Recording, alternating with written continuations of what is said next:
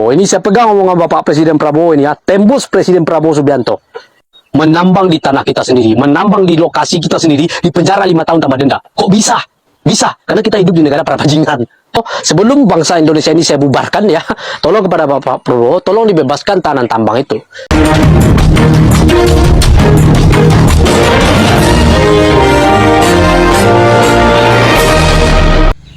Bapak Prabowo harus mendengar ini, Pak.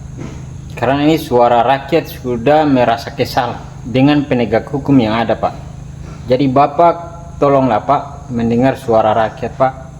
Dan ini suara yang paling kesal, Pak. Sehingga dia berniat untuk membubarkan negara ini, Pak. Coba Bapak lihat dulu videonya, Pak. Oh, ini saya pegang omongan Bapak Presiden Prabowo ini ya, tembus Presiden Prabowo Subianto. Kepada jurnalis, kepada wartawan, otak kalian juga dipakai. Halo semuanya, menambang di tanah kita sendiri, menambang di lokasi kita sendiri, di penjara 5 tahun tambah denda. Kok bisa? Bisa, karena kita hidup di negara para bajingan. Ya, semuanya bajingan. Oke, agar tidak salah paham antara pihak polisi dan masyarakat ya, di sini ada beberapa hal yang harus saya jelaskan. Jadi jangan di skip dulu. Oke, yang pertama, saya pegang omongan Bapak Presiden Prabowo ya. Bapak Prabowo yang saya hormati, dulu Bapak pernah menyampaikan, pernah mengatakan, kalau rakyat yang menambang, rakyat yang mengelola, itu Bapak perbolehkan, Bapak izinkan, ya. Akan ada kooperasi untuk mengelola tambang-tambang rakyat, ya, supaya semua bisa dinikmati oleh rakyat.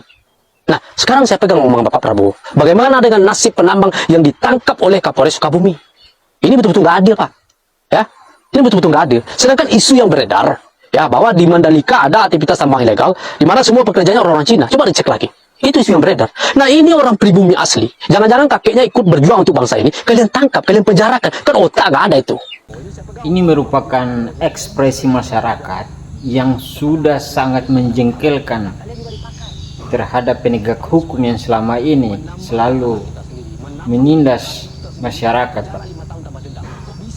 Ya, jadi minta tolong kepada Bapak Prabowo, sebelum bangsa Indonesia ini saya bubarkan ya, tolong kepada Bapak Prabowo, tolong dibebaskan tanah tambang itu. Kalau nanti kami yang demo nanti di Kapolres Sukabumi, anak-anak tambang itu ya, saya turunkan nanti anak tambang, itu bahaya, Pak. Karena kekuatan tenaga anak tambang itu berlipat-lipat dari tenaga mahasiswa. Beda makan, Pak. Kalau mahasiswa makannya roti, kita nasi, Pak. Jadi tenaganya berlipat-lipat.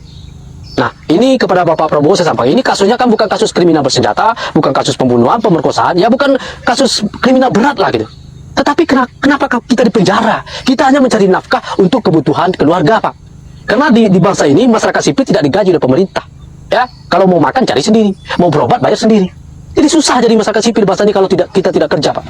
Nah, ada unsur bumi yang akan kita gali, yang akan kita ambil. Kita tahu bumi, air, dan bangunan kekayaan alam yang ada itu dikuasai oleh negara dan dipergunakan sebaik-baiknya untuk kemakmuran rakyat. Yang menjadi pertanyaan saya, apabila di lokasi penambang itu mereka menggali dan mendapatkan tai, apakah kalian mau mengaku bahwa itu milik kalian atau milik negara? Cobalah berpikir waras. Ada unsur bumi yang akan kita gali, yang akan kita ambil untuk kebutuhan hidup, ditangkap. Ini nggak adil, Pak. Ini tolong ditinjau lagi, tolong kepada Bapak Prabowo, tolong bebaskan mereka. Ya, kalau enggak nanti saya bubarkan Indonesia ini, Pak. Ya, kalau berbicara masalah aturan, ya, berbicara masalah undang-undang, perlu diketahui ya, untuk seluruh masyarakat Indonesia, ya, mulai dari pucuk pimpinan ya, semua petinggi, pejabat-pejabat di lembaga di bangsa ini, semuanya menabrak aturan. Semuanya menabrak aturan. Demi apa? Demi kepentingan dan kebutuhan. Itu oke-oke saja, Pak. Seorang hakim bisa jadi binatang ketika memutuskan sebuah perkara di pengadilan. Demi apa? Demi kepentingan dan kebutuhannya. Kasat lantas menabrak aturan surat tilang. Kasat reskrim main 86. Semua menabrak aturan. Orang-orang kaya semua menabrak aturan. Demi apa? Demi keuntungan, kebutuhan semuanya. Oke teman-teman, perlu kita ketahui bahwa sikap seseorang yang tadinya baik akan menjadi jahat itu bukan karena tidak ada sebab. Ada sebab maka ada akibat. Itu kalau kita bicara aturan, Pak. Nah, kemudian yang kedua, perlu diingat oleh para investor, para masyarakat yang punya lokasi, yang punya tanah sendiri, kalau mau mengelola itu lain cerita, kalau mau menggali itu lain cerita. Ya, ada istilah ganja di tanah kita, itu milik kita. Kalau emas di tanah kita, itu milik negara. Bukan begitu konsepnya. Nanti saya bahas, bukan begitu konsepnya. Jadi, untuk masyarakat ketahui, kita ini hanya bisa memiliki surat tanah itu hanya di permukaan. Di permukaan. Ketika kita sudah menggali tanah, apalagi untuk menambang emas, itu sudah menjadi atensi pemerintah. Jadi itu ada aturan, ada pasal yang mengatur, ya. Pasal 33 ayat 3 Undang-Undang 45. Coba dicek lagi itu. Itu sudah diatur bahwa air, bumi, isi bumi itu menjadi milik pemerintah, ya. Itu milik pemerintah, bukan berarti mutlak pemerintah yang punya, bukan, tetapi pemerintah berhak mengetahui untuk dikelola agar itu bisa menjadi untuk kesejahteraan rakyat, kemakmuran rakyat, bukan diberikan pemerintah. Itu tolong dipahami, bukan semua untuk pemerintah, tetapi harus dikelola dengan benar, ya. Kalaupun ada yang punya izin untuk izin kelola tidak sesuai dengan visibility studinya, tidak sesuai dengan regulasinya, itu juga bisa dipenjarakan. Kemudian emas-emas yang ditambang ilegal kemudian dibeli oleh penada, itu juga bisa dipenjarakan, pidana. Jadi emas yang dijual ke penada itu kena pidana. Orang yang membeli emas dari hasil tambang ilegal itu bisa dipidana. Tetapi karena semua kita bisa menabrak aturan, semuanya bisa diatur dengan uang. Jadi mungkin ini permasalahan yang terjadi di mana di Kapolres Sukabumi, ya. Mungkin karena miskomunikasi antara pihak penambang dan Kapolresnya. Ya, mungkin karena tidak bagi-bagi, tidak koordinasi, tidak bagi fee, bisa jadi begitu, ya. Kalau bermain ilegal, kita harus koordinasi yang jelas, ya. Harus kita libatkan pihak-pihak ketiga, ya, tokoh-tokoh masyarakat, orang-orang berwenang. Kalau enggak, ya pasti akan diperkarakan. Kalau sudah masuk ke pengadilan, kita pasti akan kalah. Itu ada undang-undangnya. Tidak ada yang bisa melawan undang-undang.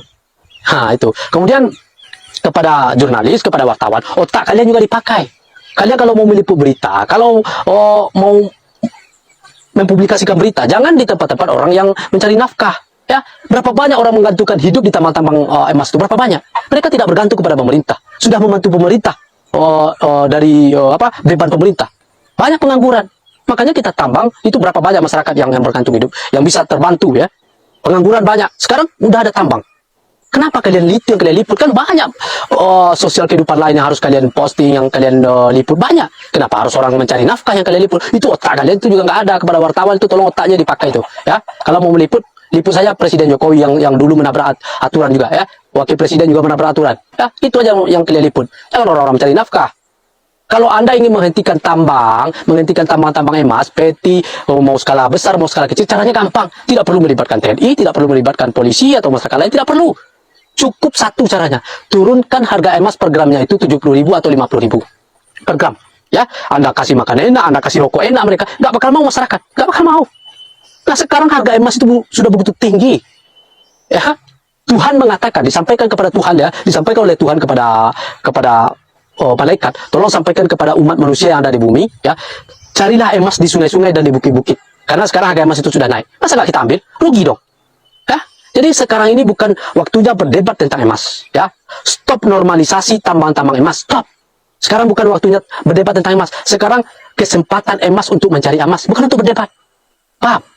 Jadi minta tolong kepada semua pihak, ya. Tolong stop normalisasi tambang-tambang emas. Karena kita di sana semua. Banyak masyarakat yang bergantung hidup di tambang-tambang emas. Jadi sudahlah bicara itu. Jadi semuanya. Kemudian yang terakhir, kita mohon kepada Bapak Kapolres Sukabumi, tolong bebaskan saudara kita yang Bapak tangkap. Itu saja permintaan kita, ya. Oke, saya cukupkan sekian. Kalau ada bahasa saya yang salah, saya mohon maaf, ya. Salam anak tambang.